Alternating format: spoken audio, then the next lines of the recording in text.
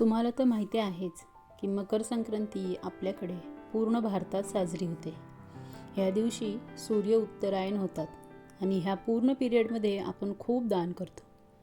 जसं की महाराष्ट्रात आपण वाण लुटतो हळदी कुंकू करून. पण अलीकडे कसं झालं आहे, ह्या सगळ्या गोष्टीचं महत्त्व आहे ना लोकांमध्ये खूप वाढले आणि आपण खूप आनंदाने हा सण साजरा करतो. तो सण अगदी अविस्मरणीय होण्यासाठी आपण घर सजवतो, त्याचा व्हिडिओ करतो आणि सोशल मीडियावर शेअर करतो, ज्याचा उपयोग अर्थातच इतरांना पण होतोच. आणि दरवर्षी मी वेगवेगळ्या आयडिया माझ्या चॅनलवर शेअर केल्यात आणि त्याला खूप चांगला रिस्पॉन्ससुद्धा आला आहे तुम्हा सर्वांकडून. म्हणूनच आहे ना, आज मी पुन्हा एक नवीन व्हिडिओ तुमच्याबरोबर शेअर करते आहे मकर संक्रांती डेकोरेशनचा. तर बघा, घर लहान असो किंवा मोठं, प्रत्येकजण आपल्या आपल्या परीने ते डेकोरेट करतंच. कमी जागेतसुद्धा मस्त डेकोरेशन होतं. असं काही नाही आहे की आपलं घर मोठं प्रशस्तच हवं मगच डेकोरेशन आपण करू ते छान होईल. आता माझ्याकडे सुद्धा जास्त काही अशी मोठी स्पेस नाही आहे घरात की मी खूप छान असं डेकोरेशन मस्त एकदम मोठ्या पद्धतीने करू शकेल. पण जसं आहे त्यातच आपल्याला डेकोरेशन करायचं आहे. तर आता इथे घराच्या हॉलमध्ये कॉर्नरला मी अशी रांगोळी तयार केली आहे. आता ही रांगोळी फक्त फुलांनी आपण केली आहे. फुलं आणि आपण संक्रांतीला ज्या भाज्या वापरतो ना त्याचाच वापर केला आहे, कारण संक्रांत आपण त्यासाठीच तर साजरी करतो. ज्या काही आपल्याला भाज्या त्यावेळेस अवेलेबल असतात आणि ह्या भाज्या खायच्याच असतात असं सगळेजण म्हणतातच. त्यामुळे ह्या भाज्यांचाच वापर करून आपण डेकोरेशन केलं आहे. तर इथे सगळ्या भाज्या वापरून मी अशी रांगोळी तयार केली आहे आणि त्यातच गहूसुद्धा ॲड केले आहेत. मकर संक्रांती आहे ना आपल्याकडे एक प्राकृतिक सण म्हणून साजरा केला जातो. तर आता प्राकृतिक सण म्हटल्यावरती आपल्याकडे ज्या भाज्या आपण पिकवतो ना त्या भाज्यांचा उपयोग आपण ह्या सणांमध्ये करतो. तर इथे आता ज्या भाज्या आहेत त्या भाज्यांचा आपल्याकडे पूजेसाठी सुद्धा वापर केला जातो आणि खाण्यासाठी सुद्धा. तिळाचे लाडू असतील किंवा तिळाच्या वड्या असतील, तिळाचे पदार्थ असतील, तिळाची पोळी असेल, सगळ्या गोष्टी आपण त्या पिरियडमध्ये खातो.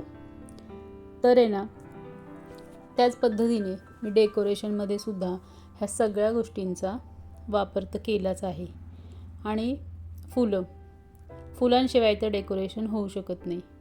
मी इथे जास्त करून झेंडू वापरलेला आहे आणि एक व्हाईट आणि पर्पल कलरची 2 वेगवेगळी फुलं वापरली आहेत त्याच्या पाकळ्या करून.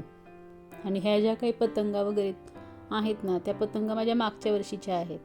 म्हणजे एका वर्षी केल्या आणि ते टाकून दिल्या असं नाही.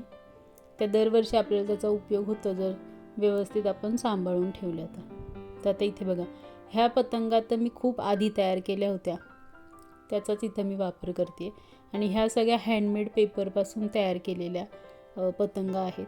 हे हँडमेड पेपर बाजारात मिळतात, तेच मी आणून त्याच्या ह्या पतंग तयार केलेल्या आहेत. आणि इथे ही जी रांगोळी आहे, हे रांगोळीचा व्हिडिओ तर तुम्ही सर्वांनी पाहिलाच असेल.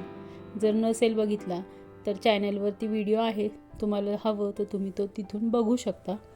तर आता इथे ही मी रांगोळी फक्त संक्रांतीसाठीच केली होती, त्याचा मल्टीपर्पज उपयोग होतो त्या पद्धतीनेच मी ती तयार केली होती. आणि ही रांगोळी कार्डबोर्डपासून तयार केलेली आहे. म्हणजे आपल्याकडे जे कार्डबोर्ड आहे ना त्याचा वापर करून रांगोळी तयार केली आहे. आणि हे बाकी जे छोट्या छोट्या ज्या रांगोळ्या आहेत ना त्या मी अक्षरशः कार्डशीटवर तयार केलेल्या आहेत.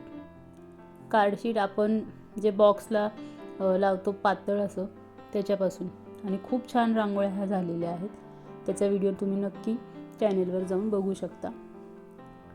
तर आता तसंच इथे हा ब्लॅक कलरचा पेपर होता त्यापासून मी ह्या पतंग तयार केल्या आहेत. आता दरवेळेस रंगीत पतंग मी तयार करत असते, म्हटलं यावेळेस जरा ब्लॅक कलरच्या करूयात, म्हणून ह्या अशा ब्लॅक कलरच्या पतंगा मी तयार केल्या होत्या. आणि त्याचबरोबर एक छान छोटीशी अशी डॉल तयार केली होती. जसं आपण केकवर डॉल ठेवतो तसं मी तिळगुळाच्या बोलवरती ही डॉल ठेवलेली आहे. ह्याचासुद्धा व्हिडिओ मी लवकरच अपलोड करेलच. आणि ह्या ज्या पतंग आहेत ना त्याचा रांगोळी म्हणूनच मी इथे उपयोग केला आहे. तसंच त्या म्हणजे एक छोटी वेगळी अशी रांगोळी तयार होईल त्या हिशोबाने मी इथे हे सर्व काही मांडलेलं आहे. त्याच्यावर हे तिळाचे लाडू ठेवलेत. म्हणजे एक एक आयडिया मी इथे सांगते की कसं आपण करू शकतो डेकोरेशन. तर त्याच पद्धतीने आपण हळदी कुंकू करतो म्हटल्यावर हे सगळं सौभाग्याचे अलंकार, साज हा पूर्ण असा इथे मी डेकोरेट केला आहे. तिथे एक साडी ठेवली होती आणि त्याच्यावरती हे पूर्ण ज्वेलरी आहे ती ठेवून घेतली आहे. आणि बाजूने छोटंसं आपलं फुलांचं डेकोरेशन केलेलं आहे. जास्त काही केलेलं नाही. असे 3-4 प्रकार मी ह्या व्हिडिओमध्ये दाखवले आहेत की आपण कसं डेकोरेशन करू शकतो ते. आणि अगदीच भिंतीला लागूनच मी डेकोरेशन केलेलं आहे. म्हणजे एकदम घरात कमी जागा असली ना तरीसुद्धा हे डेकोरेशन खूप छान होतं. कॉर्नरला आहे त्यामुळे जास्त काही मध्ये येत नाही. आणि अशा पद्धतीने हे छान दिसतं पण आणि घरात येणाऱ्यांना सर्वांनाच आवडेल असं डेकोरेशन. व्हिडिओसमोर असेल तर आपल्याला करायला सोपं जातं बघून, म्हणून मी हा व्हिडिओ शेअर करते. तुम्हाला जर व्हिडिओ आवडला असेल ना तर चॅनलला लाईक, शेअर, सबस्क्राईब नक्की करा.